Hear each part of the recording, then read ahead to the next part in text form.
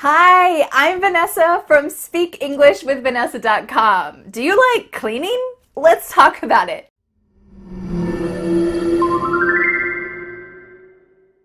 Do you love cleaning? Is it your dream to do the dishes and take out the trash?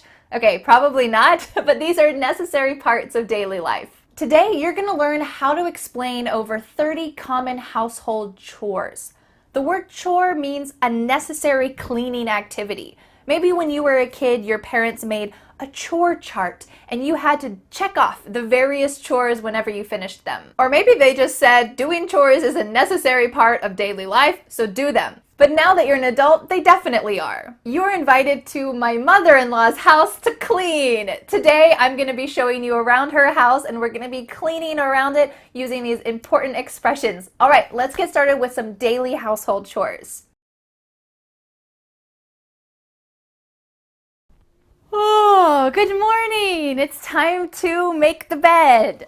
Maybe I'll put the pillows here at the top. I gotta pull up the sheets, pull up the comforter, put some decorative pillows up. Looks pretty good.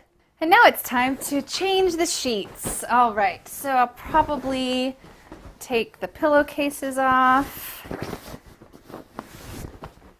Gotta wash the pillowcases, take the comforter off, take the flat sheet, take that off the bed, take the fitted sheet off the bed, and I gotta put some new sheets on the bed after that.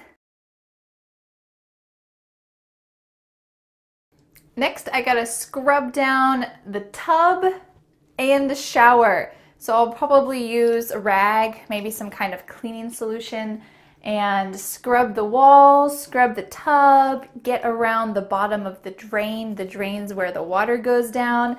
Maybe I'll clean the shower head, I'll clean the faucet. All of these are important parts when you're cleaning out your tub. Next is everyone's favorite thing, cleaning the toilet. We could use the verb scrub, just like we use with the tub and the shower.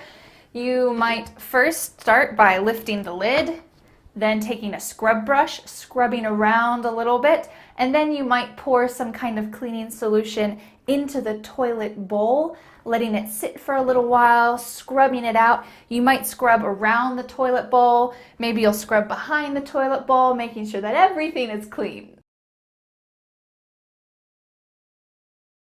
We have so much laundry in our hamper. It's time to do the laundry. The first step is to take your dirty clothes, take them out of the hamper. The hamper is usually that thing that you use to carry your dirty laundry in your bedroom or maybe in your bathroom. We gotta load the laundry into the washing machine. Now we can use two different verbs for this. We could just simply say, put laundry into the washing machine. Put, or we could say load the washing machine. I need to load the washing machine. It means you're putting stuff in. So I'm loading things in. And what do you think happens when it's all done? Let's imagine it's finished washing. Well, you need to unload the washing machine. Great. There's a couple items that we use. This is washing detergent. Usually we use the word detergent to talk about the soap that you put in to the washing machine. So you put the soap into the washing machine, and then when it's done, you have two different options. One option is you might hang it on a clothesline. A clothesline is a rope, and you might hang it on the rope to dry, usually outside, or you might have a clothes rack. And this is just one piece of metal or wood that you hang your wet clothes on to dry. But here in the US, it's most common to have a dryer. It's pretty interesting why some other countries don't use dryers. I'm curious, in your country, do you have a dryer? Do you use a dryer often? In the US, it's often used. It's used almost every single time. And as you can see, these are huge machines. These are not small. I know other countries I've lived in, you have a small washer. Maybe it's a washer-dryer combo together. But in the US, they're pretty big. So then we'll take the clothes, we'll unload the washer, and we'll put them into the dryer. Here we have a front-loading dryer. That means you load the dryer from the front. So if you need to buy a dryer or washer in the US, you'll definitely hear these terms. Front-loading dryer, maybe you have a front-loading washer, but this is a top-loading washer. Those are just some very specific terms about washers and dryers. There's a couple other items that some people use when they're drying things in the dryer. You might use dryer sheets. These are just little sheets, and they're supposed to help your clothes get softer. Dan and I don't think we've ever used these. Some people feel like it's essential. We don't use them, but you know, it's just personal preference. And what happens after the laundry is finished drying?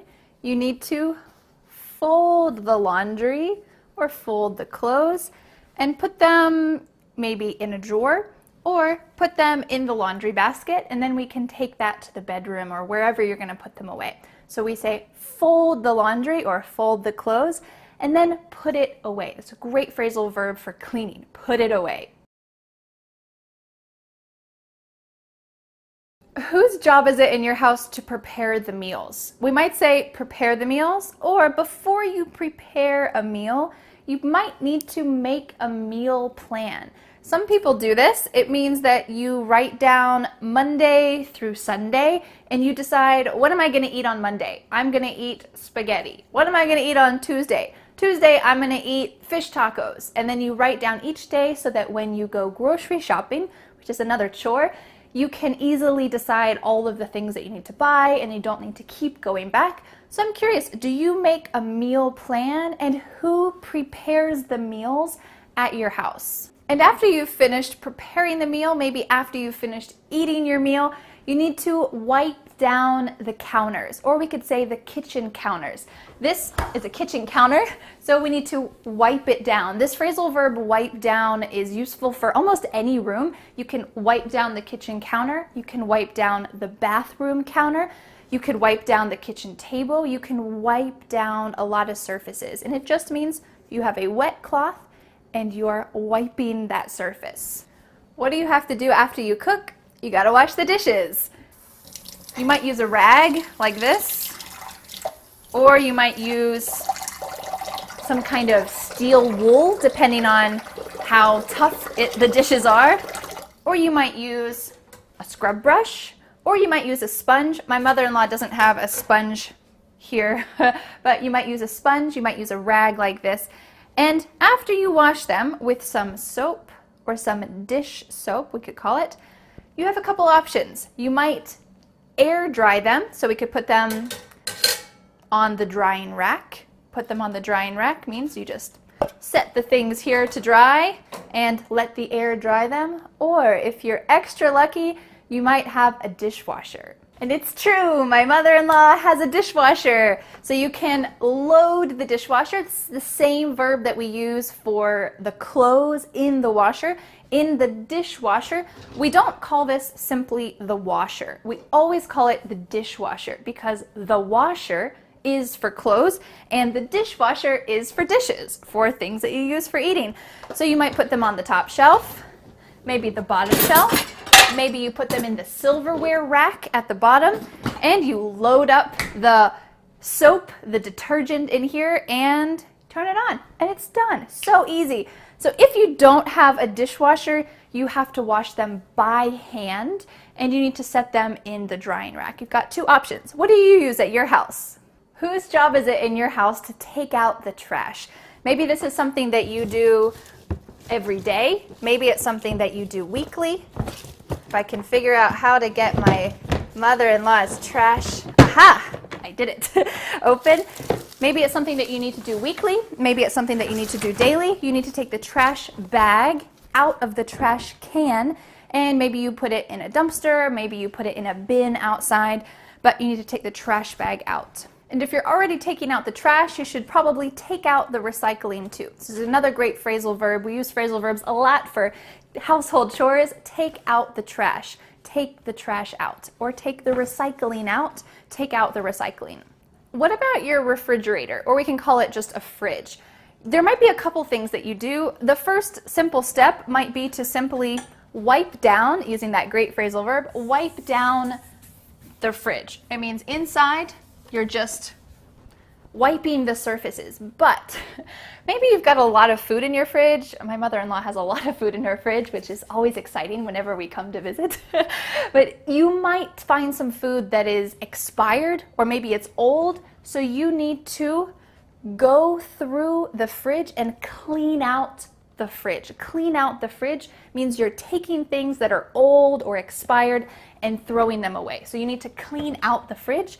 Or there's another great clean word we might use. We might say, I need to deep clean the freezer and the fridge. Deep clean means you take everything out, you scrub down the surfaces, you make sure that it's spotless, it's clean, and then you put things back that are not expired. You put the things back that you want to. Maybe this happens once a year. I deep clean the fridge.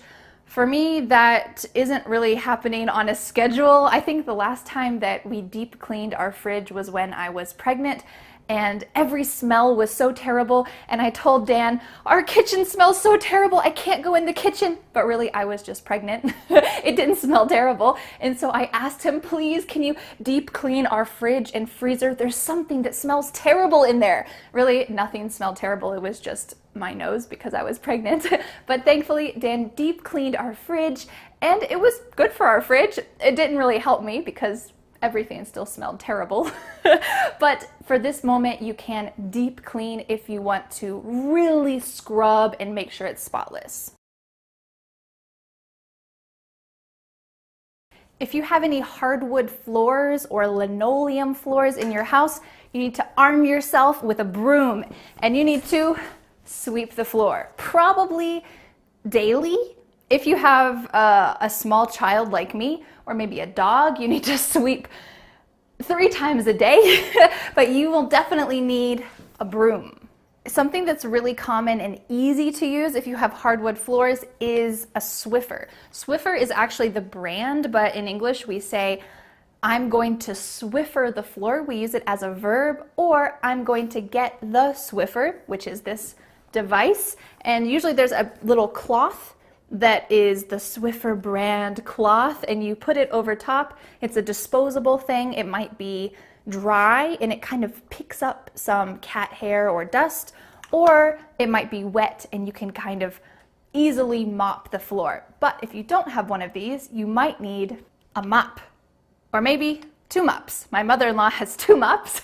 We have a part at the bottom that collects the liquid, the moisture. You might dip it into a bucket, or maybe you pour some water on the floor. That's usually what Dan does when he mops. He just pours some water on the floor and mops around it. You might mop the floor with your mop, an important activity for hardwood floors. And then after you're done, you might dry it up with some kind of sponge, or maybe you have a rag and you just dry it up with that. Here you saw that I used another phrasal verb to dry up something. You could say, I'm going to dry the floor with a rag, but it's much more natural to use the phrasal verb. I'm going to dry up the liquid on the floor with a rag. I'm going to dry it up. I can't remember the last time I used one of these, but if you have some little knickknacks around your house, you might want to use a duster to dust around the knickknacks. So you might say, I need to dust, or I can't find my duster. This is what this is called. I need a duster to dust on the mantle, or maybe on some shelves around your things. And of course, don't forget to water the plants.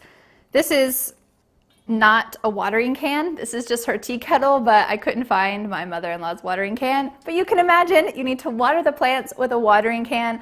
Unless you're me, and I always forget to water my plants. If you saw my other video about household words, you know that all the plants in my house have suffered a terrible fate. They're not living. But she has a green thumb, so all of her plants look beautiful, probably because she has remembered to water them. If you have any windows, at some point you'll need to wash the windows. You might use a device like this, which has some kind of pad on it so that you can get the window wet, and then It has a little thing here, a little strip at the top that's usually rubberized, and that's called a squeegee. A squeegee, so you can kind of do it like that, and then all of the water flows off of the window and it's nice and clean. This is a perfect device for this. I don't have one of these things. That's why I came here to film this video, but you might need to wash the windows and then squeegee the windows. You might notice that a lot of these words that we're using for household chores are nouns and they're also verbs. This is a squeegee, but I can also say I'm squeegeeing the window. I'm using it as a verb. So there's a lot of interchangeableness, and this is great for your vocabulary. You learn one word, you can use it in two ways, so it's kind of a 2-for-1 deal. And of course, at some point, you'll need to clean up or tidy up. Tidy up means you're putting things in their proper place. If you have a kid, you're probably constantly tidying up, hopefully teaching them to tidy up after themselves. But you'll probably be tidying up at least once a day. It's a good rule of thumb. So here I'm tidying up, or just generally cleaning up, putting things in their proper place. Another thing that you might do infrequently is to wipe off the baseboards. These are called the baseboards, or the molding. Molding is this similar type of wood, but maybe it's around a door frame or it's on the wall somewhere, maybe around the windows there's some molding. So you might just wipe down the molding. You might have some clothes that need to be ironed. This is an iron, and we're ironing the clothes. I'm using this as a noun and as a verb. This is an iron. I'm ironing the clothes, and I'm ironing it on an ironing board. Honestly, I can't remember the last time that I actually used an iron. Maybe 15 years ago. This isn't really something, obviously, that is necessary in my life these days. And don't be fooled, it's not even plugged in. I'm not using it now. It's just for show. If you have a carpet, you might not need a broom or a mop, but you will probably need a vacuum. You will need a vacuum because you will need to vacuum the floor. So you need to vacuum the carpet, or maybe you have a rug. A rug is one that comes up. You can move it, you can remove it. You might need to vacuum the rug or vacuum the carpet or vacuum both. If you have a garage where you put your car, at some point you'll probably need to clean out the garage. Clean out means, like we said with the fridge, take everything out and make sure that what you have in there is only essential. This is a big task, so it might only happen once every 5 years, once every 10 years, but at some point you'll need to clean out the garage. You also might just want to clean up the garage. You want to go inside and make sure that things are in the boxes that they should be in. A lot of people use a garage for storage. Of course, you put your car there, but they might have some boxes of Christmas supplies or things that they don't use that often. So at some point, you might just want to clean up the garage. Whew, that was a lot of cleaning. I'm ready to relax now. I want to know, what is the chore that you hate the most? For me, that's laundry. But thankfully, my husband Dan is Dan the laundry man, and he's been doing the laundry for the last 8 years, so I'm a lucky woman. I want to know, which chore do you hate the most? Let me know in the comments below, and I'll see you again the next time for a new lesson here on my YouTube channel next Friday. Bye! The next step is to download my free ebook, 5 Steps to Becoming a Confident English Speaker. You'll learn what you need to do to speak confidently and fluently. Don't forget to subscribe to my YouTube channel for more free lessons. Thanks so much. Bye.